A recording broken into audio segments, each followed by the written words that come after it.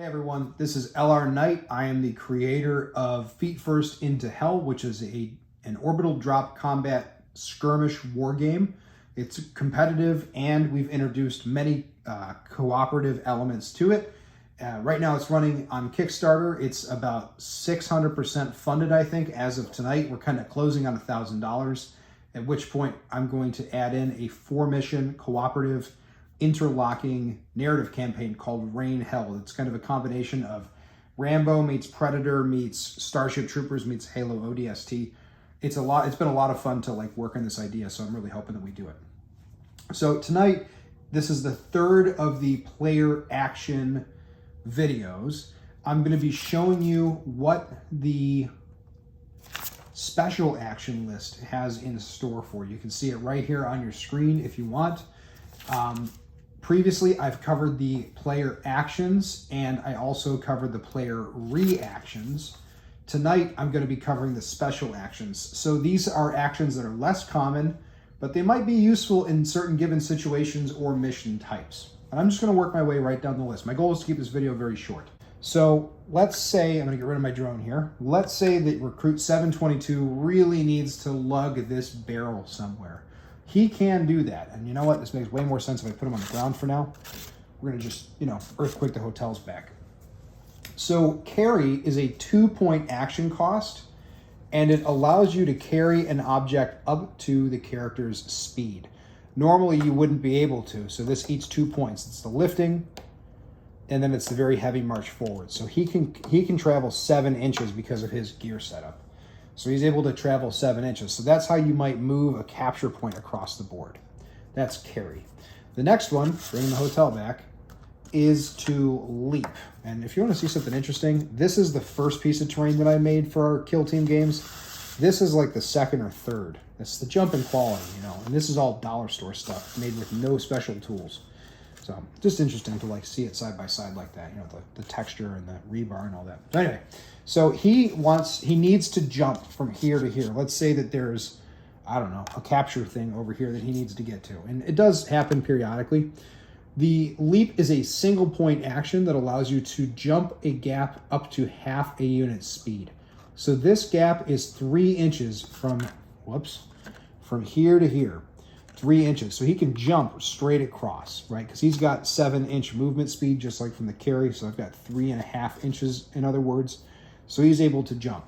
Otherwise, he would not be able to do it. He'd have to drop down and then he'd have to climb up, which is just an expense of movement.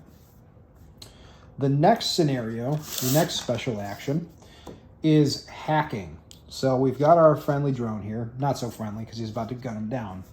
And what I can do is if I can get within 2 inches, I can use my character's basic equipment setup to try and hack this drone. It's not easy, but I can do it.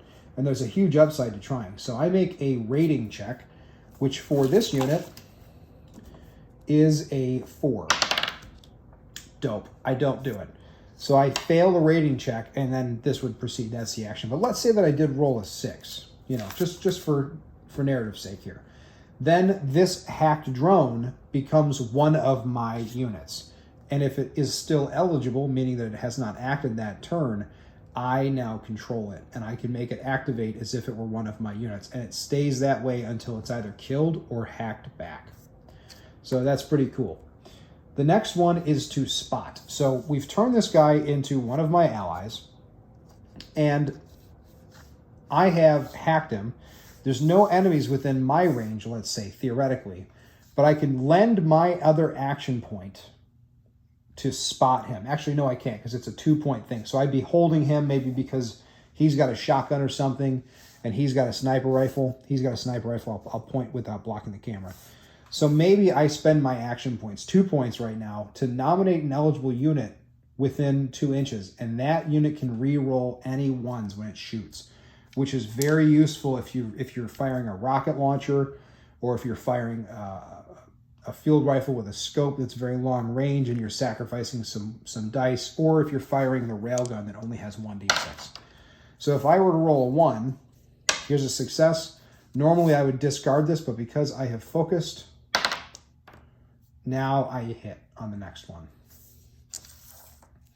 Okay, So the next one is shove. So for this, I'm going to swap my drone out. I'm going to bring Leodrin back. And Leodrin is going to briefly become the protagonist of this video because I want to shove the Recruit 722 back.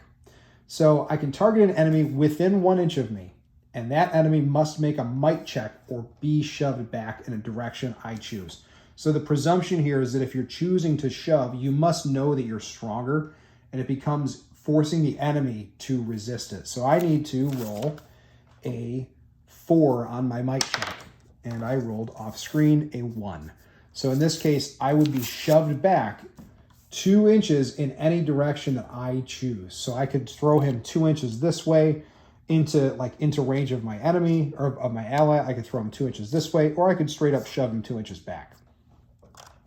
But because this is a 3-dimensional game, I can also shove him off the side. And if this is far enough, I might even force him to take damage unless he has a grav harness that prevents that. I've got 2 more actions to show you. 2 more special actions. The first one is rally. If any allies within 2 inches of you are terrified, which means that they failed their courage check, then I can make a rating check to basically inspire them and immediately end their terrified status. And if they're still eligible that round, it means that instead of only being able to retreat, they could act as normal. Being terrified kind of sucks because if the entire team becomes terrified during the courage check, you automatically lose the game because you can't do anything except retreat. And it basically takes away a turn. And if you're to the point where you need to make courage checks, it's like that's really nerve-wracking. So being able to rally a unit helps counterbalance that feature of the game. The last is execute. And I put this in there, honestly, because I'm a Gears of War fan and because it seemed to make sense at the time. So when you execute, it's a single point action that it's an automatic permanent kill of an enemy within 1 inch that has been downed. An enemy that's downed has no wounds left, no shields left, and its only option is to retreat 1 inch. But if you knock somebody down right away and you still have your action point, you can choose to execute them, which is like a curb stomp or, a double tap or however narratively you want to explain it. And this character is immediately removed from play and cannot be revived. Normally a downed character can be revived. So when you execute, you take that option away from the enemy.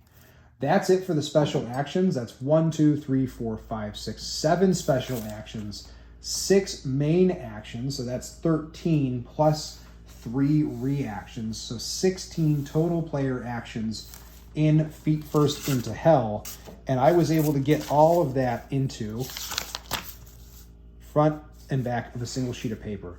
So no rules lawyering here. There's not enough to argue over. And yet I feel like this is more robust than many other mini game systems. Personally, I've played, my fair share, which is why I was so jazzed about making my own. So I don't want to toot my own horn. I just think it's neat that I was able to do it. So that's it for our player action videos. In, I think, the next video, I'm going to be covering something other than just what's here on the rules sheet. But I do want to come through and walk you through the equipment and probably the weapon types as well, because, that's what we're here for, right? The gunplay. So I believe my next video is on the drop scatter penalty, and I may have one on taking cover and climbing as well before the Kickstarter is over. So speaking of that, if you're into minis, war game, and you like independent games, and you want to support me, you can subscribe to this channel, or you can check out the Kickstarter. I even have a Patreon, although it's not really about Feet First into Hell. It's more about fantasy fiction stuff, so I get it. That's it for me. I'm really looking forward to getting the books into people's hands and hearing about stories as you play and answering questions, and I really dig the Discord community. I think it's neat that people are willing to indulge my mania. So that's it for me. Stay fierce.